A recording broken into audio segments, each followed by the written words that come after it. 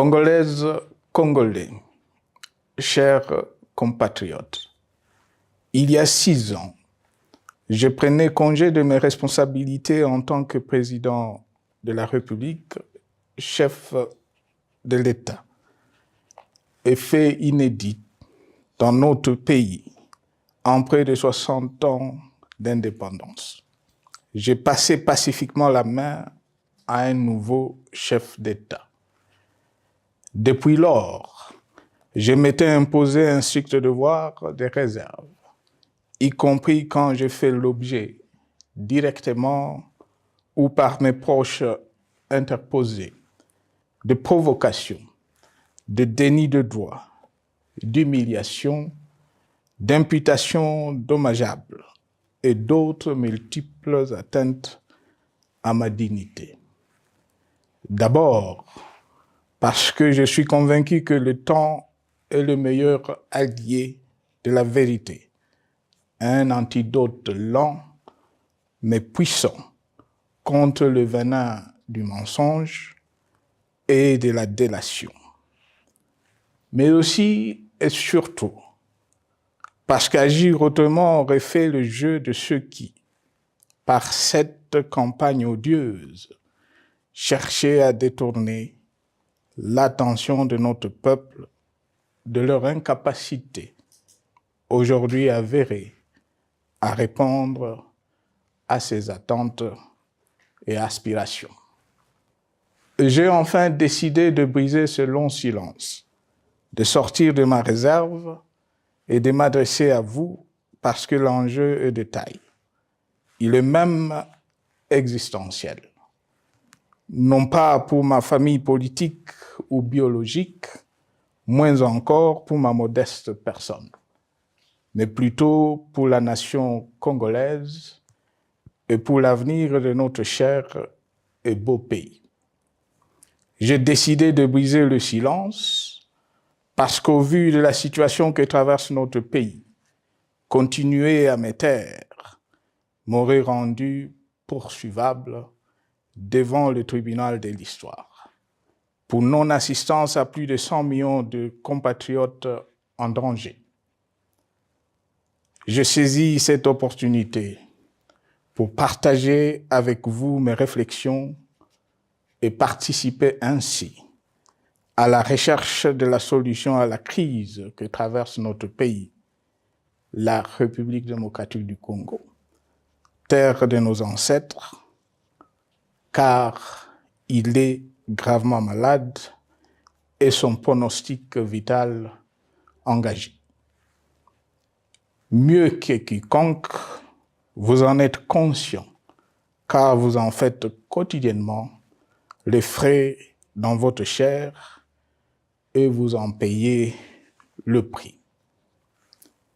Mes chers compatriotes, vu l'importance stratégique de notre pays et le rôle qu'il est appelé à jouer, j'avais, de l'avènement au pouvoir du chef de l'État actuel, conclu avec lui un accord donnant naissance à la coalition entre nos forces politiques respectives. À propos de cet accord, beaucoup de contre-vérités ont été dites, y compris, fort malheureusement, par celui qui est censé connaître la vérité, parce qu'en étant l'un de 2 principaux signataires. En attendant qu'au moment opportun, la vérité soit rétablie, preuve irréfutable à l'appui, permettez-moi pour l'instant d'affirmer qu'en ce qui me concerne, la conclusion de cet accord n'avait pour seule motivation que l'intérêt supérieur de la nation. Par cet accord de mutualisation de forces, j'entendais en effet permettre à mon successeur d'exercer dans la direction des affaires de l'État plus de pouvoir effectif que ce que la faible représentation de sa famille politique au sein de la nouvelle Assemblée nationale était en droit de lui conférer. Je voulais par ailleurs faciliter le fonctionnement harmonieux des institutions et éviter à la nation, comme à notre jeune démocratie, d'éventuelles crises politiques qui leur auraient été fatales. Cette première alternance pacifique et civilisée à la tête du pays avait suscité d'autant plus d'espoir qu'en janvier 2019, notre pays s'est trouvé en bien meilleur état qu'au moment de ma propre accession à la magistrature suprême en janvier 2001. Alors que j'avais trouvé un pays au bord de l'implosion, miné par une longue dictature et des guerres, sans institutions républicaines, économiquement en faillite et socialement déchiré. Bref, un pays dont l'incertitude de lendemain menaçait la stabilité de toute la région. Le 24 janvier 2019, j'avais en effet légué un bien meilleur héritage à mon successeur, à savoir un pays réunifié, largement pacifié et dont les limites territoriales correspondaient exactement à celles qu'elles étaient au 30 juin 1960. Une nation reconstituée, réconciliée et fière de sa diversité. Un État doté d'une constitution progressiste et des institutions fonctionnant harmonieusement. Une économie dynamique et résiliente et débarrassée du fardeau de la dette hérité de régimes antérieurs, du fait de multiples réformes structurelles engagées. Une armée nationale républicaine de plus en plus professionnelle et capable de relever le défi de la défense de l'intégrité du territoire national. Une démocratie en constante consolidation, avec notamment l'organisation sur fonds propres d'un troisième cycle électoral. Le cœur serré, je constate qu'à peine 6 ans après, ce bel héritage en indivision, légué à l'ensemble de notre peuple, a été complètement dilapidé par celui qui en avait reçu la garde. Que notre pays offre un spectacle de plus désolant et qu'il suscite d'autant plus de désespoir au sein de notre peuple et de pitié et de moquerie à travers le monde, que l'inconscience de ses dirigeants ne permet aucun espoir de redressement. Cette détérioration rapide de la situation générale du pays est principalement due à l'inverse du pouvoir sans limite. Le nouveau dirigeant s'illustre en effet par une série de remises en cause, reniements et violations intentionnelles de la Constitution, avec en toile de fond la volonté irrésistible de concentrer tout le pouvoir entre les mains d'un seul homme, au mépris du pacte qui cimentait la cohésion de notre peuple. Le premier acte de remise en question de ce pacte républicain, véritable socle de stabilité et de cohésion nationale, a consisté à violer délibérément la Constitution et les lois pertinentes lors du premier remaniement de la Cour constitutionnelle par le président de la République. La violation de ce texte juridique, fondement de tout état de droit, pour de simples raisons de confort politique est devenue depuis lors une marque distinctive de la gouvernance de notre pays. Dans le même esprit, en décembre 2020, il fut organisé un coup d'État institutionnel à la suite du renversement en pleine mandature d'une majorité parlementaire, pourtant dévolue par le peuple souverain, ainsi que le gouvernement qui en était issu.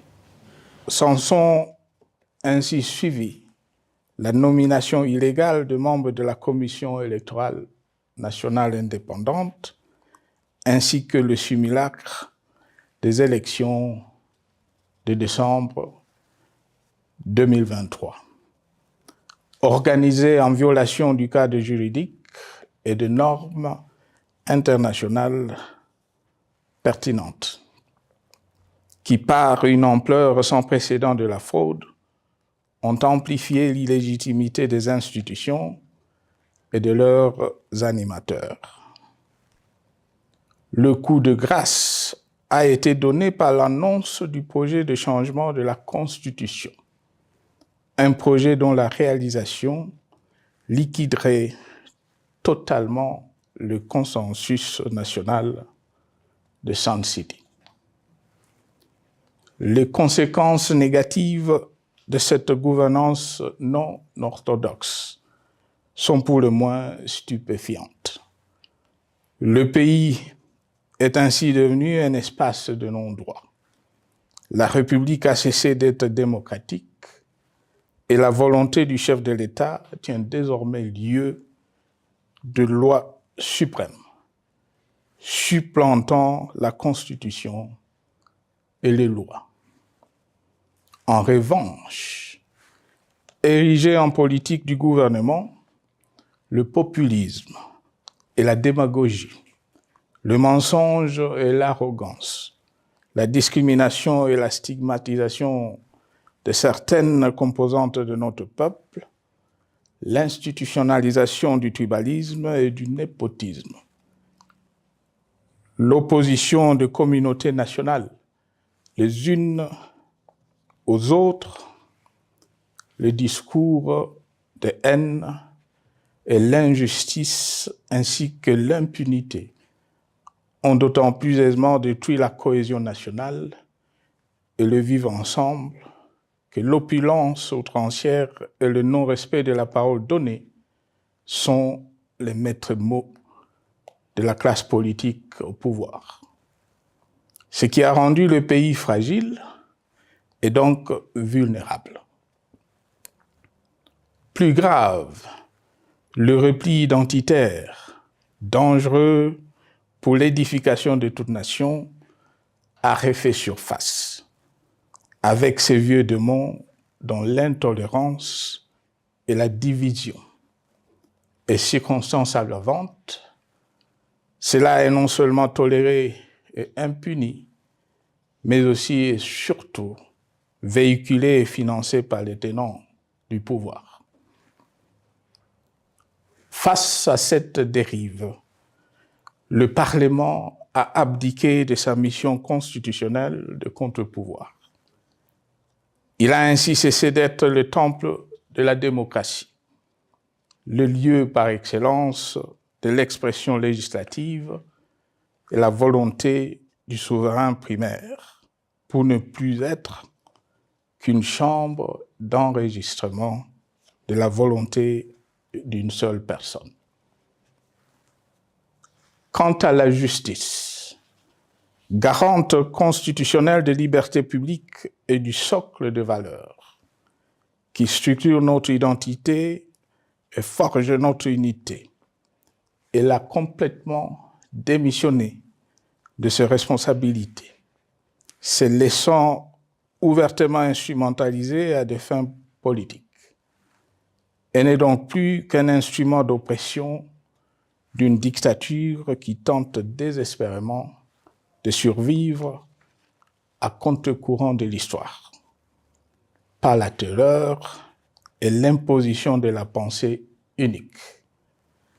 Rôle peu louable, qu'elle partage avec les milices tribales, ainsi que la police et le service de renseignement, eux aussi détournés de leur noble mission de protection des citoyens et de sécurisation de l'État. Sur le plan économique, la situation est de plus inquiétante. Malgré l'augmentation des recettes publiques, essentiellement due à l'arrivée à maturité de toutes les réformes courageusement votées de 2002 à 2018, notamment le nouveau code minier, forestier, des hydrocarbures, des assurances et de la sous-traitance, et un niveau d'aide financière accru de la part des institutions de Bretton Woods. Aucun investissement n'a été réalisé pour doter le pays d'infrastructures modernes, soutenir de réformes structurelles et stimuler la croissance. Par contre, l'inflation et la dépréciation monétaire, jadis vaincues, sont de retour. La corruption et le détournement de deniers publics ont atteint un niveau inédit. Et l'endettement public que nous avions maîtrisé de 2010 a de nouveau grimpé en flèche, dépassant la barre de 10 milliards de dollars et suscitant des inquiétudes légitimes quant à la solvabilité à moyen et long terme du pays. Les conséquences sur le plan social sont aussi dramatiques.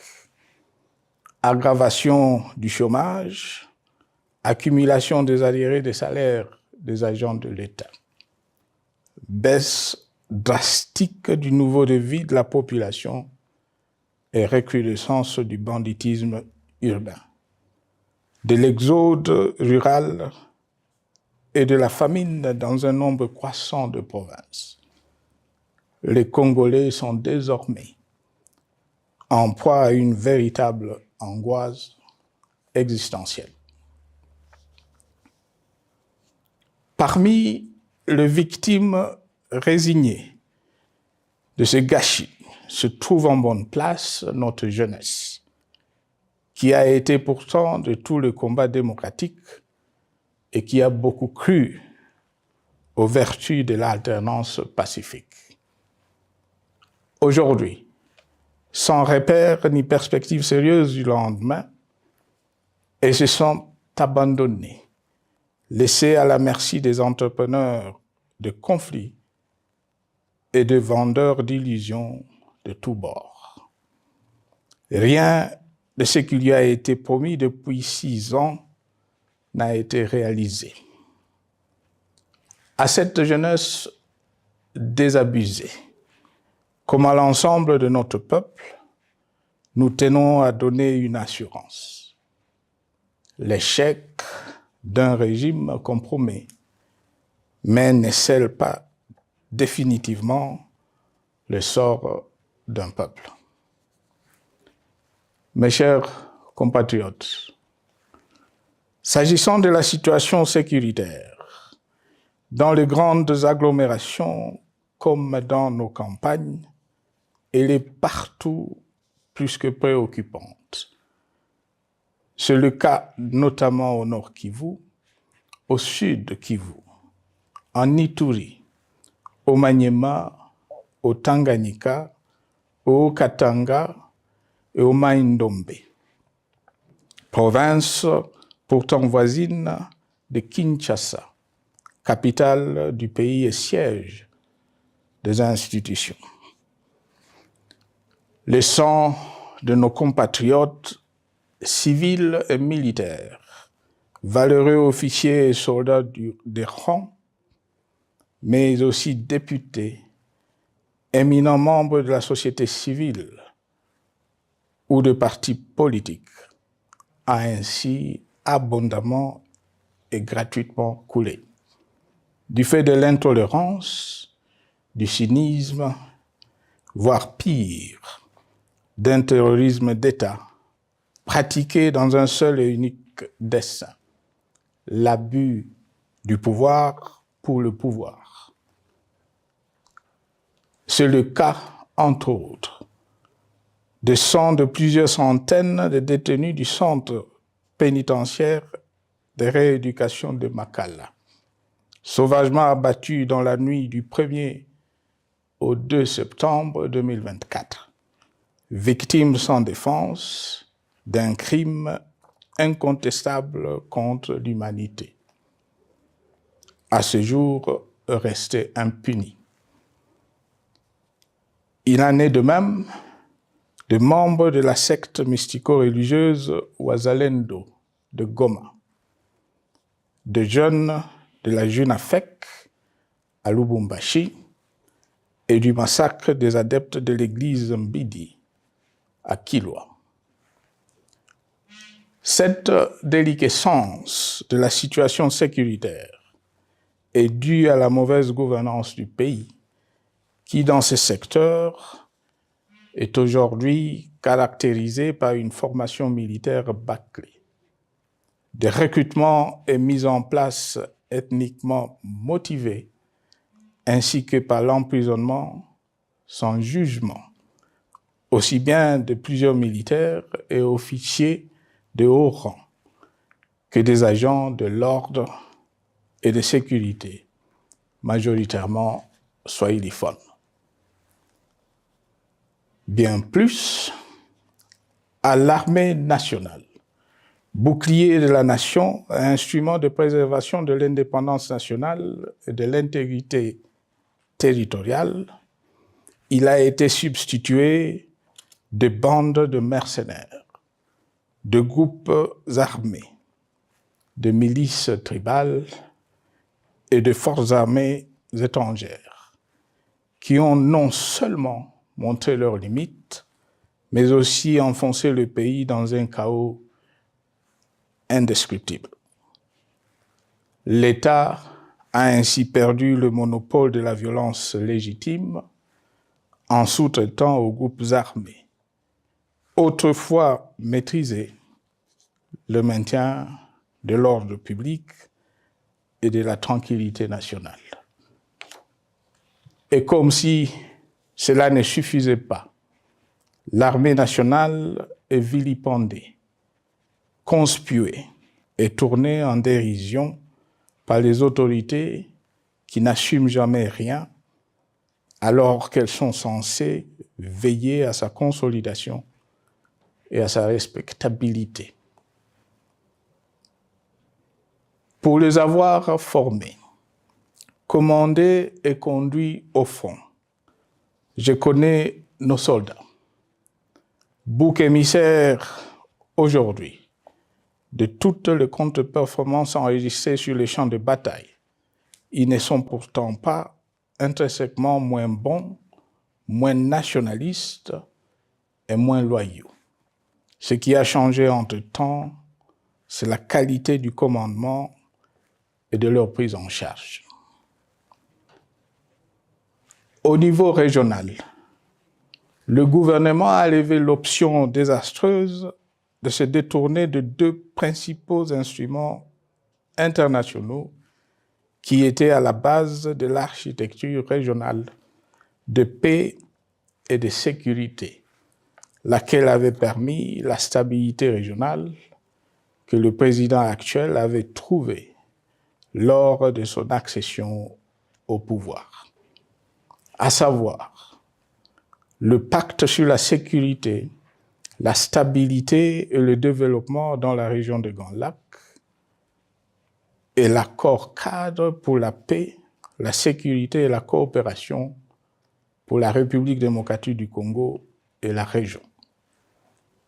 Plus grave encore, en faisant de forces négatives, les FDLR, ainsi que des centaines de groupes armés congolais, des supplétifs des forces armées de la République démocratique du Congo, le gouvernement a ouvert la voie à la régionalisation du conflit, avec des conséquences inévitables sur la stabilité de la région. Mes chers compatriotes, alors que sur le plan institutionnel, politique, économique et social, les fondamentaux avaient été établis et que le pays avait été placé sur la rampe de lancement, prêt à décoller. Nous voici, hélas, en un temps record, soit 6 ans, de nouveau à la case départ. Seul d'un État failli, divisé, désintégré, au bord de l'implosion, inscrit en bonne place au palmarès de pays pauvres, le plus corrompu et très endetté.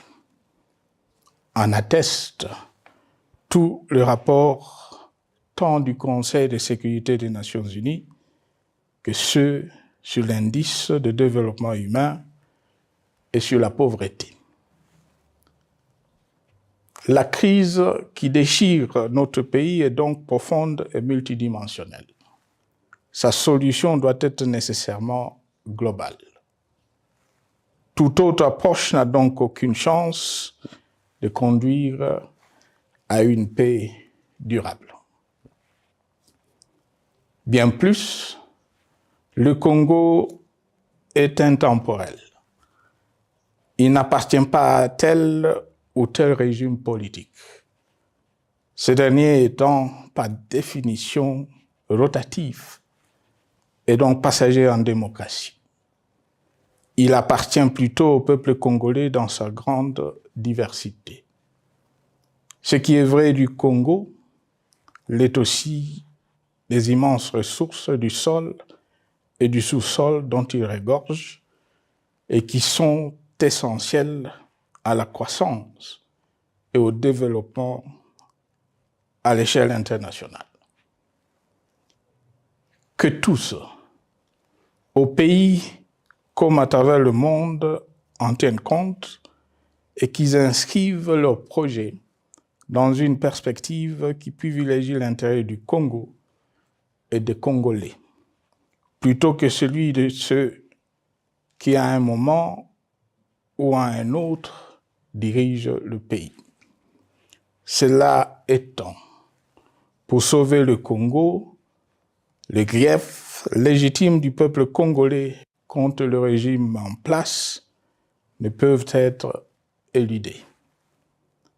Ils doivent plutôt être pris en compte. La dictature doit prendre fin et la démocratie, tout comme la bonne gouvernance économique et sociale, doivent être restaurées.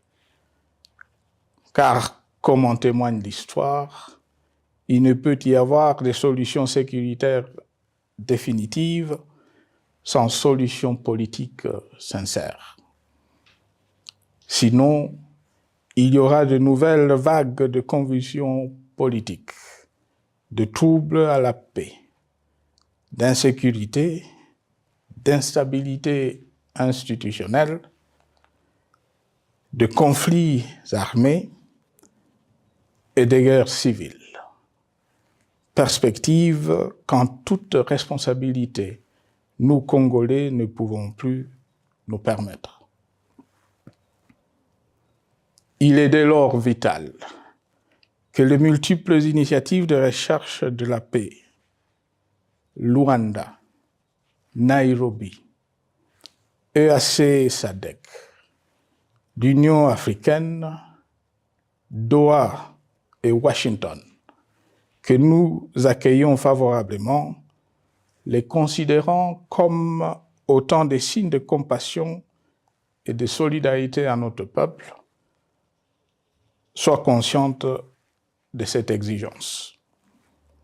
Qu'elles accordent aux Congolais à la fois maîtres de leur destin et premières victimes de cette crise la place centrale qui leur revient de droit, aussi bien dans le diagnostic du mal dont souffre le pays que dans la prescription du traitement dont il a besoin pour en guérir définitivement.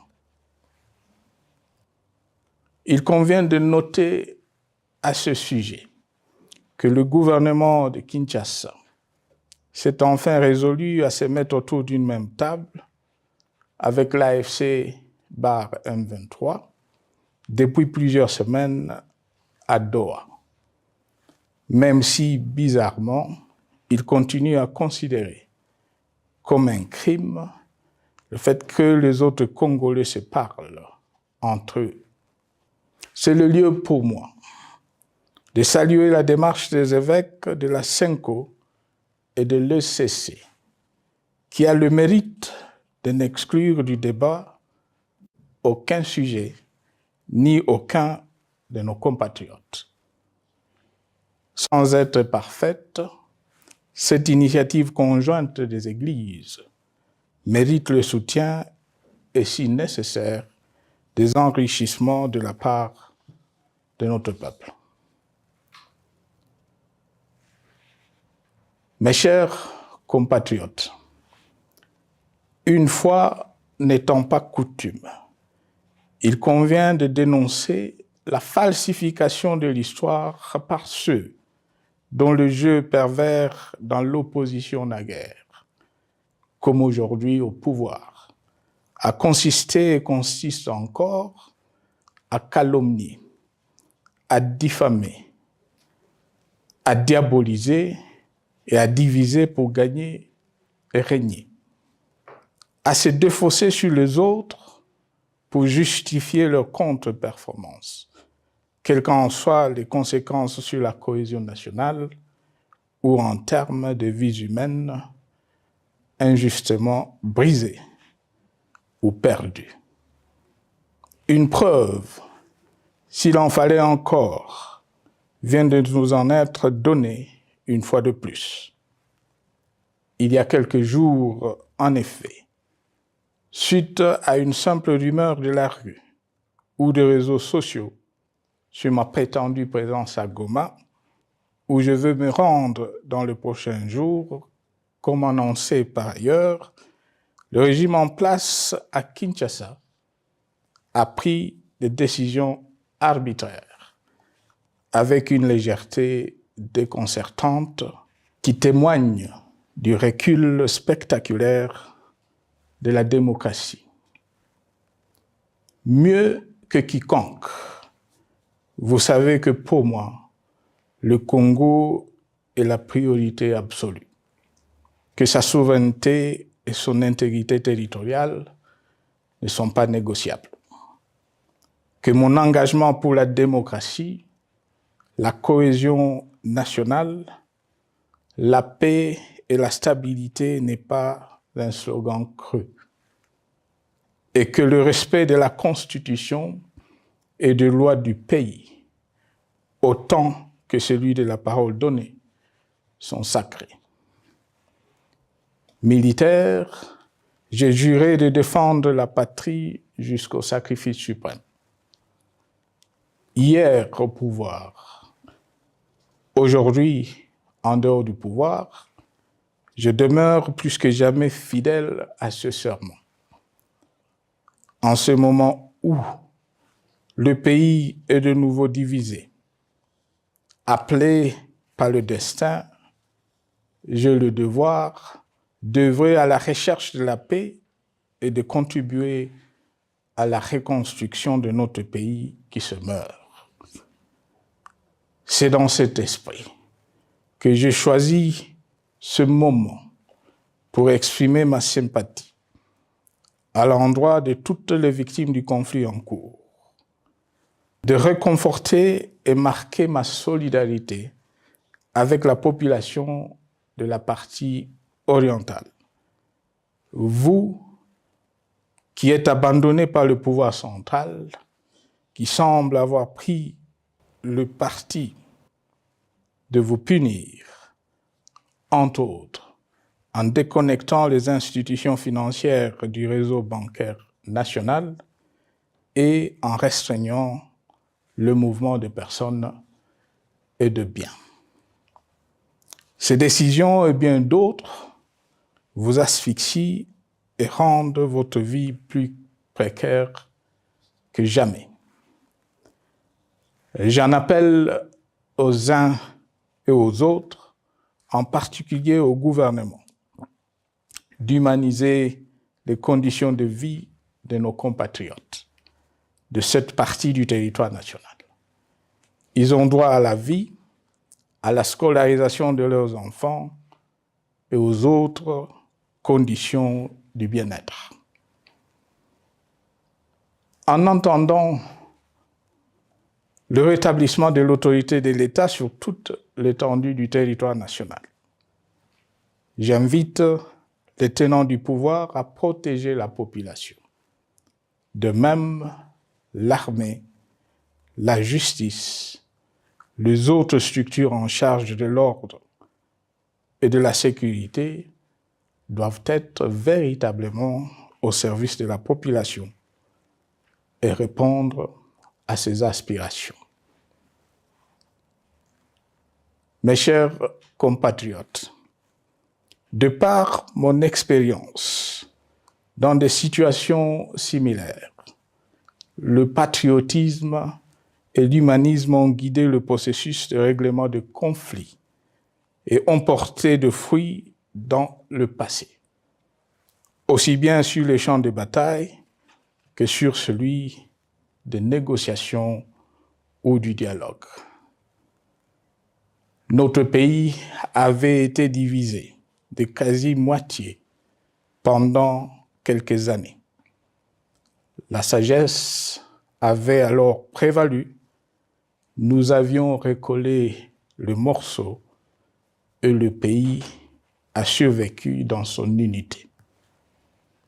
C'est ainsi qu'après quelques années de réflexion sur la crise en cours, après avoir consulté des chefs d'État et des anciens chefs d'État de la région, ainsi que des acteurs politiques et sociaux, nationaux et étrangers, j'ai fait ce jour une proposition qui engage la nation tout entière à un sursaut patriotique pour un pacte citoyen afin de tirer le pays du gouffre. Le travail hardi qui s'impose à nous portera notamment sur les 12 points suivants. 1. Mettre fin à la dictature, mieux à la tyrannie. 2. Arrêter la guerre. 3. Rétablir l'autorité de l'État sur toute l'étendue du territoire national. 4. Restaurer la démocratie en revenant aux fondamentaux d'un véritable État de droit. 5. Rétablir les libertés fondamentales.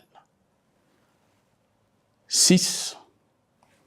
Réconcilier le Congolais et reconstruire la cohésion nationale. 7. Relancer le développement du pays par la mise en place d'une bonne gouvernance économique, une gestion administrative et financière orthodoxe et une répartition équitable des ressources nationales. 8. Relancer le dialogue sincère et permanent avec tous les pays voisins en vue de l'instauration de la paix et du développement durable dans la région. 9. Rétablir la crédibilité du pays auprès de partenaires au niveau tant régional, continental qu'international. 10. Neutraliser tous les groupes armés nationaux et étrangers et rapatrier ces derniers dans leur pays d'origine. 11. Mettre définitivement fin au recours et à l'utilisation de mercenaires, conformément à la Convention de l'Union africaine sur l'élimination du mercenariat en Afrique du 3 juillet 1977 et à la résolution des Nations Unies du 4 décembre 1989 portant sur la Convention internationale contre le recrutement, l'utilisation, le financement et l'instruction de mercenaires et rapatrier sans condition ceux qui sont déjà déployés sur le sol congolais. 12. Ordonner le retrait sans délai de toutes les troupes étrangères du territoire national. À ce sujet, je salue la décision sage des pays de la SADC de retirer les troupes de la SAMI DRC de notre pays. Vu l'immensité de la tâche ainsi décrite, je lance un appel solennel à tous les Congolais, sans distinction de sexe, d'ethnie, d'âge, de classe sociale, de zone géographique ou d'appartenance politique, qui aiment passionnément le Congo, qui sont prêts à tous les sacrifices, qui adhèrent sans réserve au pacte républicain de Sun City et qui tiennent au respect de la Constitution du 18 février 2006, à se dire autour de ces objectifs. Il s'agit de la refondation de l'État et de l'édification d'un pays qui a perdu ses repères. Mobilisons-nous et mettons à profit tous les moyens à notre disposition pour restaurer l'unité nationale, sauver le Congo et préserver son indépendance, car l'Afrique et le monde nous regardent. Mes chers compatriotes, le Congo vaut mieux que la caricature qu'en donnent ses dirigeants actuels. Le Congo mérite mieux que cette politique extérieure faite de jérémiades et de mendicité. J'ai donc la ferme conviction que le peuple congolais est capable, aujourd'hui comme en 1960, de vaincre les démons de la division, qu'il est capable aujourd'hui, comme au cours de la décennie 90, de vaincre la tyrannie et la tentation du pouvoir absolu. Qu'il est capable aujourd'hui, comme en 2003, de prendre le dessus sur ce qui nous divise et de mettre fin à la violence armée qui oppose ses enfants. Pour y parvenir, chacun doit jouer sa partition. Je m'engage à jouer la mienne. Que Dieu bénisse la République démocratique du Congo, qu'il bénisse individuellement chacun de vous.